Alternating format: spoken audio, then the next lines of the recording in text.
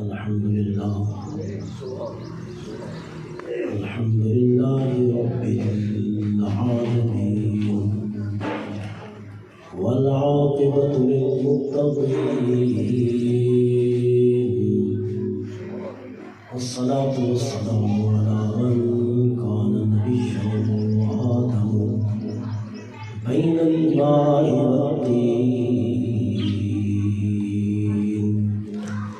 قال اللہ تبارک و تعالی فی القرآن الحمید والمجید قالوا یا ابانا استغفر لنا ذنوبنا انا كنا خاطئین قال سوف استغفر لكم ربی انہ هو الغفور آمنت باللہ صدق اللہ العظیم وبلغنا رسوله النبی الکریم الامین المکین الرؤوف الرحیم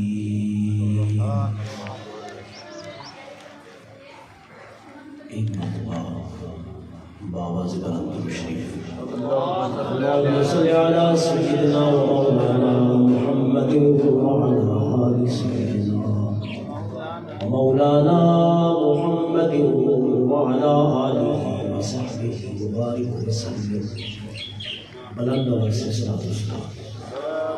الصلاۃ والسلام علیک یا رسول اللہ الصلاۃ والسلام علیک یا حبیب اللہ الصلاۃ والسلام علیک یا محمد رسول اللہ صلی اللہ تعالی علیہ وآلہ وسلم بلا تمہید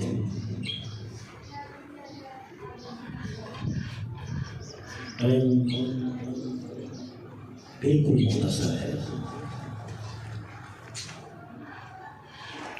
جو ٹائم مجھے دیا گیا تھا اس کے اندر ہی میں حاضر ہوا. اولا مجھے علم نہیں تھا کہ مجھ سے بہتر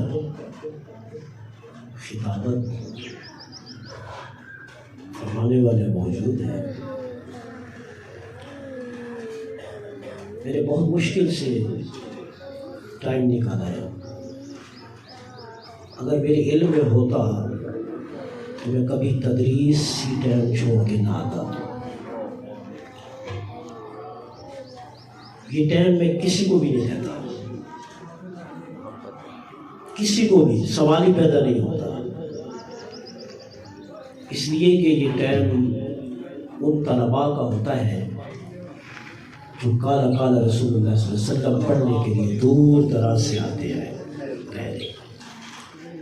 مگر میری مجبوری میرے برادر اصغر میرے ملک بھائی کے بیٹے محمد دلشاد, ان کی اصرار پر بار بار کہنے پر اور بار بار معذرت کرنے پر انہوں نے ایک بھی نہیں سنی. مجبوراً مجھے آنا پڑا ہے, اور ہماری دعا ہے کہ اللہ پاک ہمارے بھائی ان کے علم میں عمل میں اضافہ عطا فرمائے. اب مجھے پتہ نہیں ہے کہ جو ٹائم دیا گیا تھا وہ تو ختم ہو گیا. آگے کیا حساب کتاب ہے کیا نہیں ہے میں نہیں جانتا. جب تک سامان نہیں آتا تو اس وقت تک میں جو معروضات ہیں انشاءاللہ عرض کروں گا. اگر ذوق رکھتے ہیں تو پھر بلند آواز سے درود شریف پڑھیں.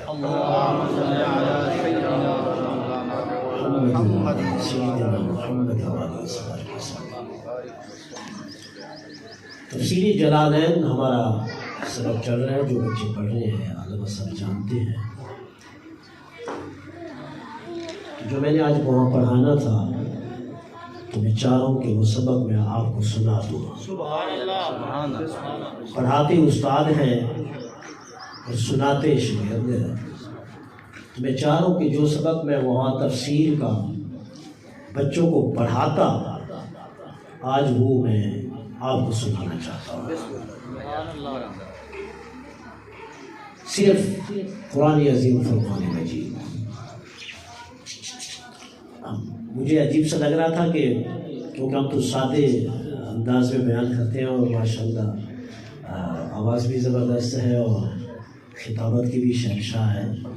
ہم تو مدرس آدمی ہیں، تدریسی حساب کتاب ہوتا ہے، جو انداز وہاں ہوتا ہے وہی انداز یہاں ہوتا ہے. سورۃ یوسف کی میں نے آیت مبارکہ تلاوت کی ہے، 2 آیتیں پڑھی ہیں. قالوا یا ابا نستغفر لنا ذنوبنا انا كنا خاطئین. دوسری آیت قال سوف استغفر ربی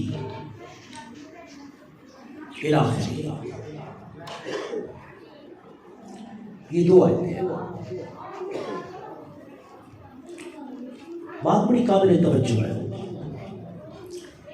حضرت یوسف علیہ السلام 11 بھائی تھے. کتنے بھائی تھے؟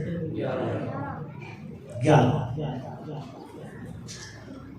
ان میں ایک روایت کے مطابق سب سے چھوٹے حضرت یوسف علیہ السلام تھے. وفی روایت آخر بنیامین. ٹھیک ہے، بات صورت بنا بر اختلاف مذہبین یہ تو چلتا ہے. بعض نے فرمایا کہ بنیامین بڑے تھے، حضرت یوسف علیہ السلام چھوٹے تھے، اور بعض نے کہا حضرت یوسف علیہ السلام بڑے تھے اور بنیامین رضی اللہ تعالیٰ چھوٹے تھے. باقی سب سے چھوٹے تھے، صرف اسی میں اختلاف ہے. حضرت یوسف علیہ السلام پر بہت ظلم و ستم کیا بھائیوں نے کیا. یہ ایک روش ہے کہ جب بھی کوئی مخالف یا دشمن بنتے ہیں تو ان کی ابتدا اپنوں سے ہوتی ہے. اب ذرا دیکھیں نبی علیہ الصلوۃ والسلام کی ذات اقدس اپنے چچے دشمن بنے گھر سے. تو حضرت یوسف علیہ السلام کے بھائی بنیامین سے ہٹ کر ظلم و ستم کیا.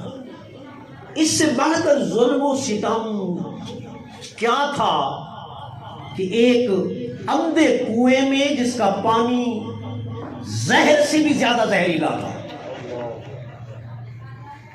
اور کئی فٹ گہرا تھا، حضرت یوسف علیہ السلام کو اس میں ڈال دیا تھا، اپنی طرف سے ختم کر دیا. مگر رب کائنات کی یہ حکمت عملی تھی کہ پانی میں گرنے سے پہلے جبریل امین علیہ السلام نے حضرت یوسف کو اپنے پروں سے بٹھا کر پانی میں ایسے چھوڑا جیسے حضرت یوسف علیہ السلام تخت پر بیٹھے.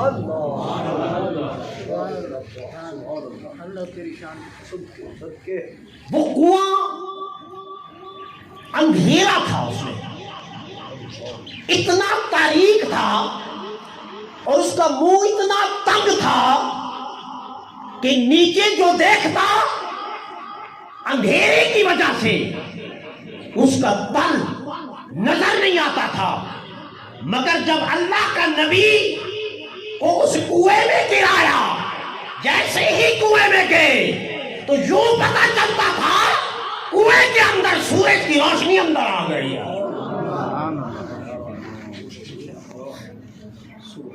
بس صورت یہ تو ایک لمبی داستان ہے.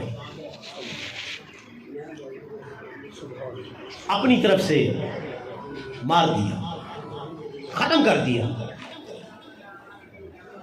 ظلم ہے نا.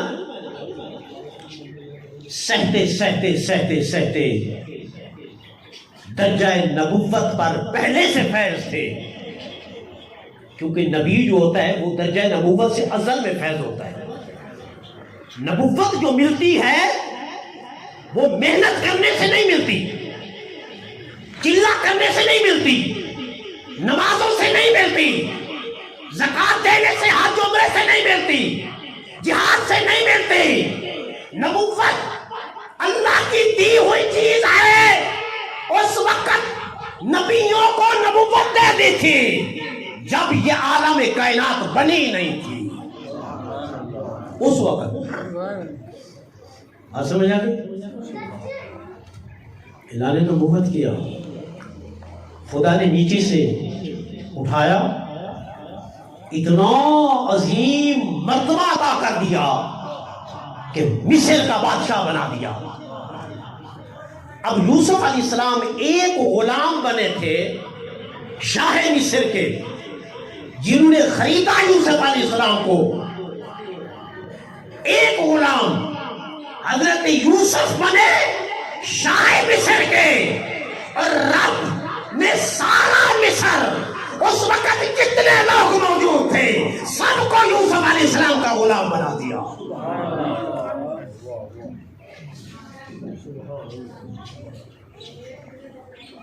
جب ظلم کی دستان ختم ہو گئی، بھائیوں کا عروج سے زیبان آنا شروع ہو گیا، انہیں احساس ہوا ہم نے غلطی کی ہے۔ ہم نے کیا کی ہے؟ غلطی کی ہے۔ غلطی نہیں ہوتا لفظ، غلطی۔ الغلط غلط اور الغلط صحیح ہو، ٹھیک ہے؟ یہ ادائیگی تلفظات بھی ضروری ہے، یہ میں آپ کے لیے نہیں کہہ رہا ہوں، ویسے اصلاح بتا رہا ہوں۔ غلطی نہیں ہوتا لفظ، کلمہ نہیں ہوتا، کلمہ ہوتا ہے۔ کلمہ، کلمہ کا معنی پتہ ہے کیا ہوتا ہے؟ کلمہ کا معنی ہوتا ہے زخم پہنچانا۔ کلمہ کا معنی کیا ہوتا ہے؟ زخم پہنچانا۔ اور کلمہ کا معنی ہوتا ہے گفتگو کرنا، منہ سے باتیں نکالنا۔ جو باتیں منہ سے نکلتی ہیں اس کو کلمہ کہتے ہیں، جو جسم پر زخم لگتے ہیں اس کو کلمہ کہتے ہیں۔ لام کے ساکن کے ساتھ لفظ کلمہ ہے، کلم نہیں ہے۔ بات سمجھ آ گئی؟ یہ عموماً غلطی پائی جاتی ہے۔ بہرحال یہ ڈکشنری غلطی ہے، جو ہم لوگ جو ہے ڈکشنری دیکھتے نہیں ہیں، جس کی وجہ سے ایسا ہو جاتا ہے۔ برصورت ایسا اب تو عرف عام میں ہو چکا ہے نا بھائی، کلمہ پڑھو، میں کلمہ نہیں تو آپ کلمہ پڑھو، کلمہ پڑھو، ٹھیک ہے؟ تو احساس ہوا کہ ہم نے تو یوسف پر جتنا ظلم کیا اتنا ہی خدا نے اسے عروج دیا۔ کبھی انصاف کو دبا نہیں سکتے، اگرچہ انصاف آنے میں دیر لگتی ہے، مگر دنیا کی کوئی طاقت ظالم کے ظلم کو بچا نہیں سکتی، انصاف کو دبا نہیں سکتی۔ ان لوگوں نے جتنا دبایا یوسف کو، خدا نے اتنا ہی بلند کر دیا یوسف کو۔ جب کوئی راستہ نہ رہا تو نادم ہوئے اپنی غلطی پر۔ تو جب غلطی ہوتی ہے تو معافی کس سے مانگی جاتی ہے؟ بولو، خدا سے، اور وہ بھی نبی کا گستاخ، نبی کو تکلیف پہنچانے والا۔ احساس ہوا ہم نے اپنے چھوٹے بھائی پر ظلم کیا ہے۔ کیا کیا ہے؟ بات بڑی سمجھنے کی ہے۔ ہم نے ظلم کیا ہے، اب اس کا ازالہ کیا ہے؟ رب سے ادھر ہی بیٹھ کر دعا مانگ لیں تو وہ تو غفور و رحیم ہے، یا پھر اس کا کوئی حل نکالے آپس میں کہنے لگے اس کا حال ایک ہی ہے. اپنے ابا یعقوب علیہ السلام کے پاس جاتے ہیں, ان کی بارگاہ میں کچھ عرض کرتے ہیں. ان کی بارگاہ میں اب ذرا توجہ سے سننا. حاضر ہوئے 10 بھائی. قرآن کہتا ہے قالوا یا ابانا استغفر لنا ذنوبنا انا كنا خاطئین. یا ابانا, اے ہمارے ابا حضور. یا نبی یا نہیں کہا, یا ابونا. لفظ یا نبی جنا نہیں ہے, نبی جنا نہیں ہے. ابونا اب باپ کو کہتے ہیں. یا ابونا, اے ہمارے باپ, اے ہمارے ابا حضور, ہم آپ کی بارگاہ میں آ گئے ہیں. اب آپ کا کام کیا ہے؟ استغفر لنا. آپ اللہ کی بارگاہ میں ہمارے لیے بخشش کی دعا مانگے. آپ مانگے. ہر ایک کو اپنے عملوں کا پتہ ہوتا ہے نا. مجھے اپنے کرتوتوں کا پتہ ہے, آپ کو اپنا پتہ ہے, سب کو اپنا پتہ ہے. انہیں اپنا پتہ تھا, مگر یہ یقین تھا کہ جب ابا حضور یعقوب علیہ السلام اللہ کے برگزیدہ بندے, مقرب بندے کے ہاتھ اللہ کی بارگاہ میں اٹھ گئے, پھر اللہ ہماری خطاؤں کو نہیں دیکھے گا, ہماری غلطیوں کو نہیں دیکھے گا. مقرب بندے کے ہاتھ اٹھائے ہوئے دیکھے گا, ہاتھ چہرے پر بعد میں جائیں گے. اللہ ہماری خطائیں پہلے معاف کر دے گا. فرمایا قالوا یا ابانا, ابا حضور اللہ اور ہمارے درمیان آپ وسیلہ بن جائیں. جو بات میں کہنا چاہتا ہوں,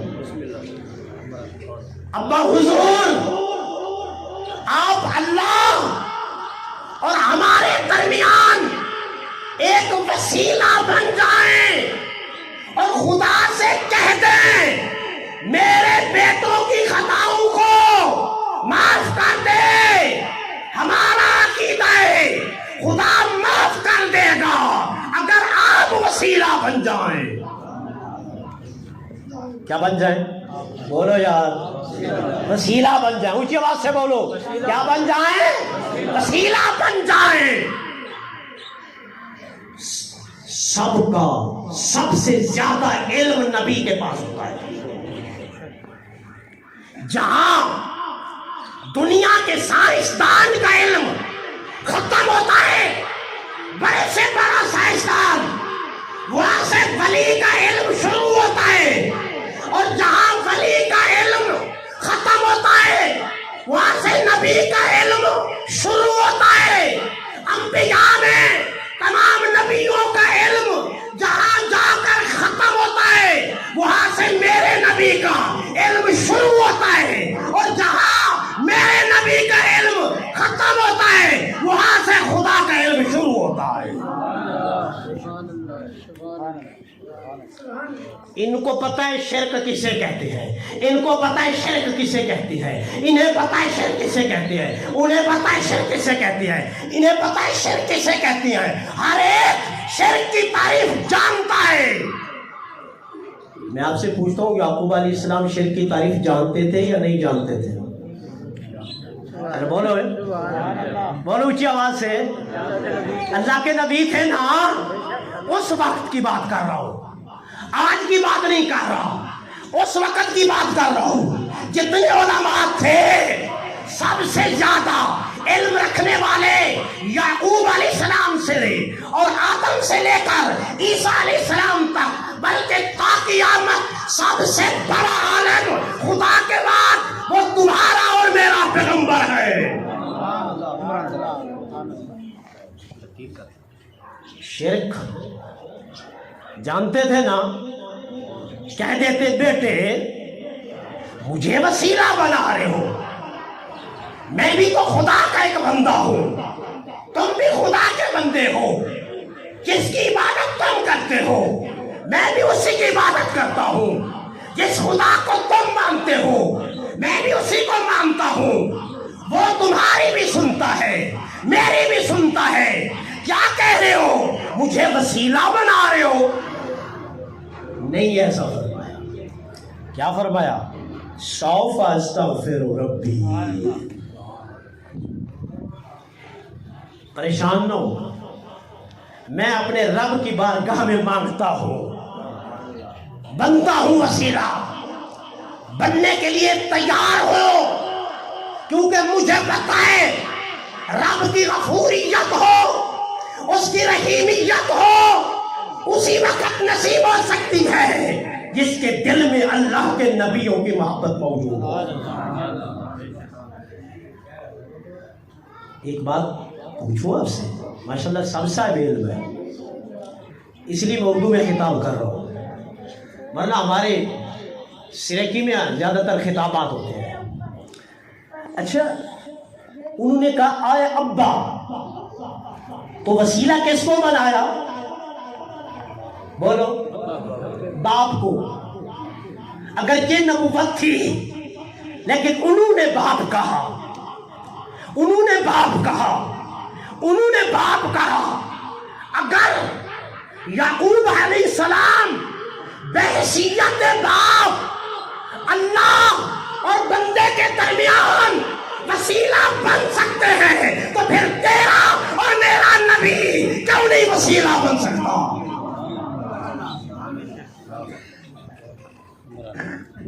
پھر آپ کا اور میرا نبی جو سب سے اعلیٰ ہے، سب سے اعلیٰ ہے، ہمارا نبی، اگر ایک باپ وسیلہ بن سکتا ہے تو پھر آپ کا اور میرا نبی وسیلہ کیوں نہیں بن سکتا؟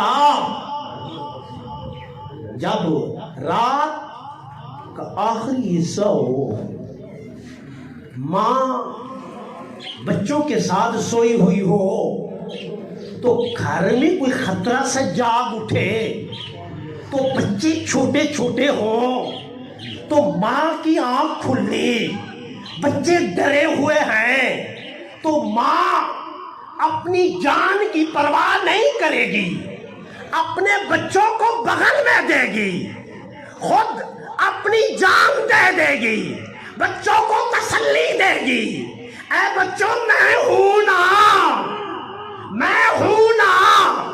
جب قیامت قائم ہوگی، سورج بالکل سر کے قریب ہوگا، زمین تانبے کی ہوگی، پسینہ پسینہ ہوگا، ہر ایک کی زبان پر عطش جاری ہوگا، تمام نبیوں کے امتی آدم کے پاس جائیں گے، کہیں گے مہربانی کرو، آپ فرمائیں گے نہیں نہیں، یعقوب علیہ السلام کے پاس جائیں گے، یوسف علیہ السلام کے پاس جائیں گے، شیش علیہ السلام کے پاس جائیں گے، نوح علیہ السلام کے پاس جائیں گے، اسماعیل علیہ السلام کے پاس جائیں گے، یوشع علیہ السلام کے پاس جائیں گے، سب نبیوں کے پاس جائیں گے، ہر نبی جواب دے گا نہیں، آج تو وہ دن ہے اگر ہم بھی چھوٹ جائیں تو بڑی بات ہے، جب دامن مصطفیٰ میں آئیں گے آگے کوئی دروازہ نہیں ہوگا، اس وقت کہیں گے بچوں پریشان نہ ہو،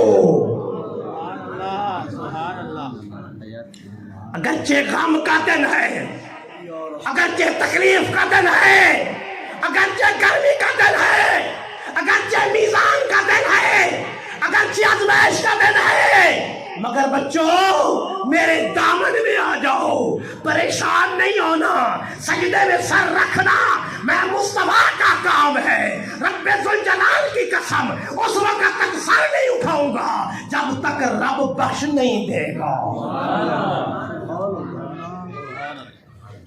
باپ وسیلہ بن سکتا ہے تو پھر تمہارا اور میرا نبی وسیلہ کیوں نہیں بن سکتا؟ دوسری دلیل اونچی آواز سے درود شریف پڑھو. اللہم صلی علی سیدنا و مولانا محمد و علی آلہ سیدنا. علاقے میں اگر پانی ہو تو ایک گلاس. توجہ ہے, بات بڑی میں پتے کی کر رہا ہوں. ایک دو آیتیں تو میں نے آج یہ پڑھانی تھی. اسی کے ضمن موسیٰ علیہ السلام کی جو قوم ہے نا, بڑی توجہ سے بات ختم کرتے ہیں جیسی سامان آتا ہے, پریشان نہ ہو, میں منتظر ہوں. موسیٰ علیہ السلام کی قوم پر عذاب نازل ہوا. اچھا, عذاب کی کئی قسمیں تھی. فارسلنا علیہم الطوفان, اتنا سیلاب آیا کہ یہاں تک پانی پانی, 1 مہینے تک ان کے گھروں میں پانی رہا. ذرا توجہ. نعرہ تکبیر, اللہ اکبر, نعرہ رسالت, نعرہ تحقیق, نعرہ حیدری, علماء اہل سنت. میں جو بات کر رہا ہوں نا, اس کو ذہن میں بٹھانا. میں نے پہلے کہہ دیا کہ میں کوئی خطیب نہیں ہوں, ایک مدرس ہوں, تو ظاہر والے درس والی باتیں کرنی ہم نے. اللہ نے عذاب نازل کیا, علیہم الطوفان, سیلاب بھیج دیا. 1 مہینہ گزر گیا, انہوں نے دیکھا کہ یہ تو نہیں ٹل رہا. وہ کافر تھے. کون تھے؟ کافر. حضرت موسیٰ علیہ السلام پر ایمان نہیں لاتے تھے. 1 مہینے کے بعد جب دیکھا کہ یہ عذاب نہیں ٹلتا. اچھا ایک بات بتائیں, خدا ہر کی سنتا ہے یا نہیں سنتا؟ سنتا ہے نا. اچھا, گناہگار کی زیادہ سنتا ہے. جو نیکوکار ہے نا, اس کو تھوڑا سا لٹکائے گا اللہ, اس کی دیر سے سنے گا, قبول ہو جائے گی لیکن رزلٹ دیر سے دے گا. جو گناہگار ہے نا, اس کی جلدی سن لے گا. کیا جلدی سن لے گا؟ اگر سراکی میں خطاب ہوتا نا تو اس میں ایک مثال دیتا ہوں, مزہ آ جاتا. اچھا, خدا گناہگار کی جلدی سنتا ہے. کیا ایک جٹ آ گیا, جٹ. اچھا یہ خدا جو ہے نا, رب جو ہے نا, یہ دلوں کے راز کو دیکھتا ہے, دلوں کو دیکھتا ہے, صورتوں کو نہیں دیکھتا, شکلوں کو نہیں دیکھتا, مال و جائیداد کو نہیں دیکھتا. رب کی نظر جب بھی پڑتی ہے دل پر پڑتی ہے. اس بندے کا دل کیسا ہے, دل کیسا ہے. یہ جٹ نہیں ہوتے, جٹ جٹ جو الف کو دیکھ کر کلی کہہ دیتے ہیں. ان پڑھ, ان پڑھ, بالکل جٹ. وہ حضور کا بلاوا آ گیا روزے پہ, تو وہ جٹ تھا, اس کو نمازوں سے کیا تعلق. وہ رات بھر دن جانوروں میں وہ کسان لگا ہوا ہے اور عیاشی میں لگا ہوا ہے, اپنی زمین, اپنے رقبے. تھا جٹ. اور پہلے جٹ ایسے ہی ہوتے تھے, آج کل تو ماشاءاللہ بن کر رہتے ہیں, پہلے جٹ ایسے ہوتے تھے, سادگی ہوتی تھی ان میں. حضور کے روزے پر پہنچ گیا تو حضور کے مزار انور پہ ہاتھ رکھا ہوا ہے ایسے, میری طرف دیکھنا, اور ایک ہاتھ اوپر رکھا ہوا ہے اور اوپر کی طرف دیکھ رہا ہے. کہہ رہا ہے باری تعالیٰ, ایک گناہگار بندہ تیرے دروازے پر آیا ہے, جس نے شراب بھی پی ہے, اقرار کر رہا ہے, زنا بھی کیا ہے, دنیا کا ہر نشہ کیا ہے, عیاشی کیا ہے, کیونکہ مجھے جھوٹ بولنے کی عادت نہیں ہے.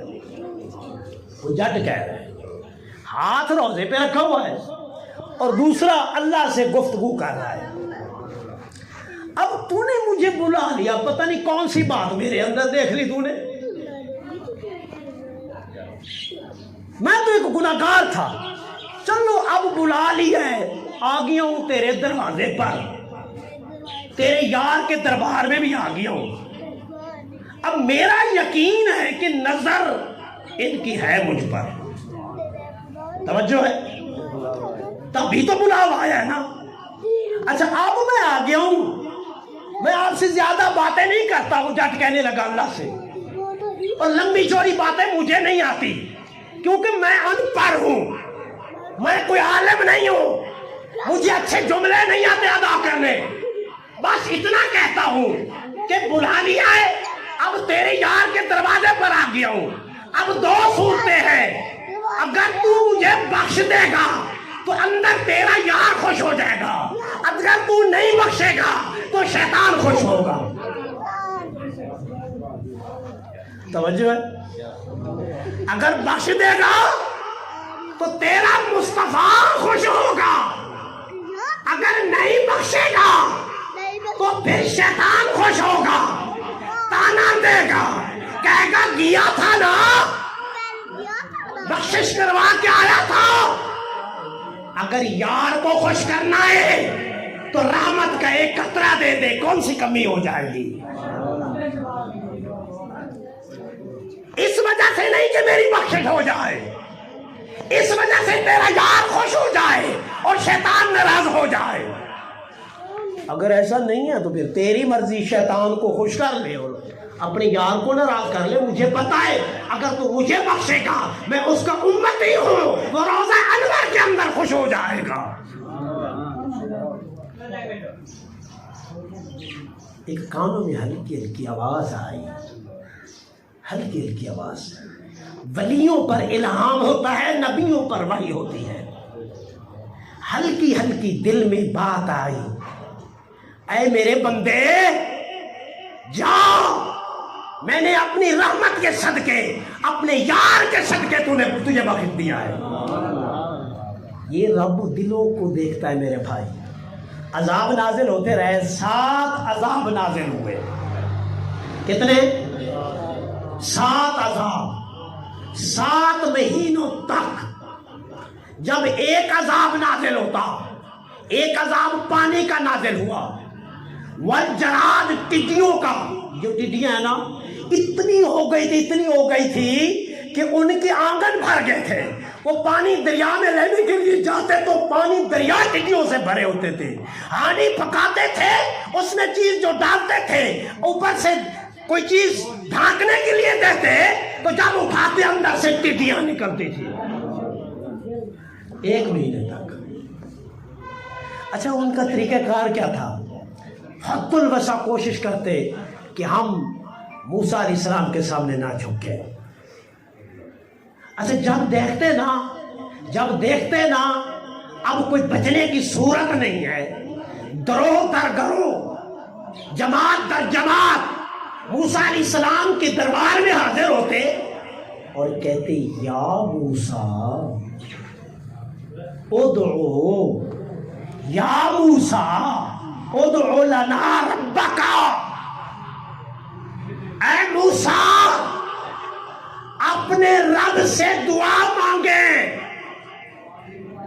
نکشف عنا، اس عذاب کو ہم سے اٹھا دے، اپنے رب سے دعا مانگے، کیونکہ موسیٰ کے رب کو وہ اپنا رب نہیں مانتے تھے، وہ سورج کو اپنا رب مانتے تھے، چاند کو اپنا رب مانتے تھے، پتھروں کو اپنا رب مانتے تھے، گائے کو اپنا رب مانتے تھے، انسانوں کی پوجا کرتے تھے، موسیٰ کے رب کو رب نہیں مانتے تھے۔ تبھی کہا ربا کا، اپنے رب سے دعا مانگے، کیونکہ ہمارے رب تو اتنے کمزور ہیں جو ہم سے عذاب کو دور نہیں کر سکے، مگر ہمارا عقیدہ ہے، ہم اگرچہ ایمان تو نہیں رکھتے لیکن اتنا ضرور ہے اگر آپ کا رب آپ کہہ دیں تو یہ عذاب اٹھا دے گا۔ تو موسیٰ علیہ السلام دعا مانگتے، باری تعالیٰ میری امت بھولنے والی ہے، انہیں بخش دے، ان عذاب کو دور کر دے۔ وہ عذاب دور ہو جاتا، پھر دوسرا، پھر تیسرا، 7 ماہ تک بار بار معافی مانگتے، اور معافی مانگنے کے لیے کہاں جاتے؟ بولو کس کے پاس جاتے؟ ان کے مندر نہیں تھے، ان کے عبادت خانے نہیں تھے، ان کے پوجا خانے نہیں تھے، مگر جاتے تھے موسیٰ علیہ السلام کے پاس، اور اللہ درست پڑھو. اللهم صل على سيدنا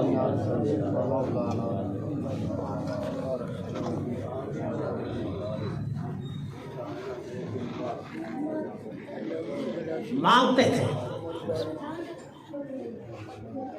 جاتے تھے موسیٰ علیہ السلام کے پاس، کہتے تھے آپ اپنے رب سے دعا مانگیں.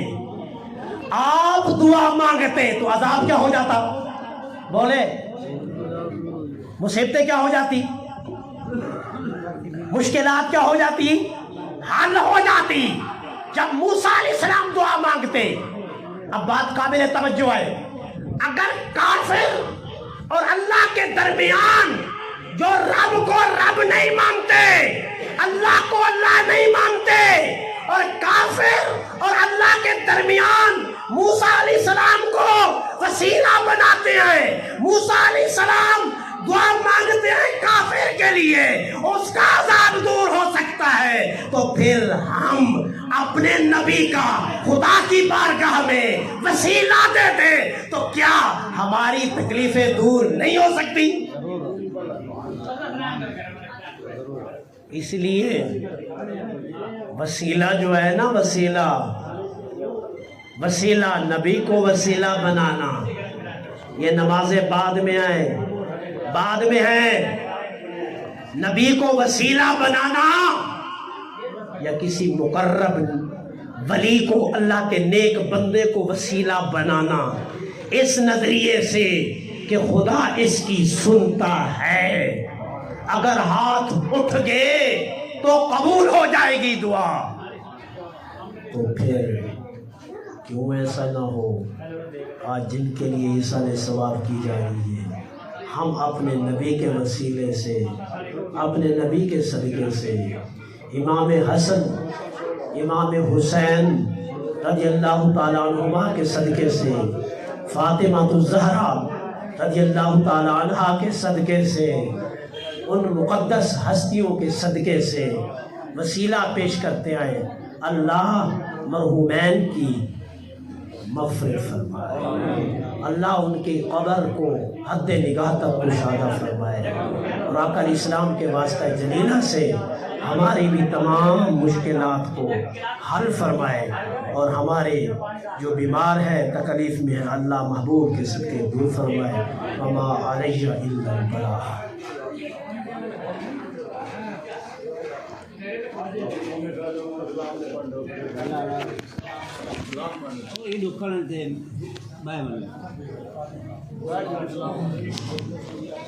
أعوذ بالله من الشيطان الرجيم. بسم الله الرحمن الرحيم.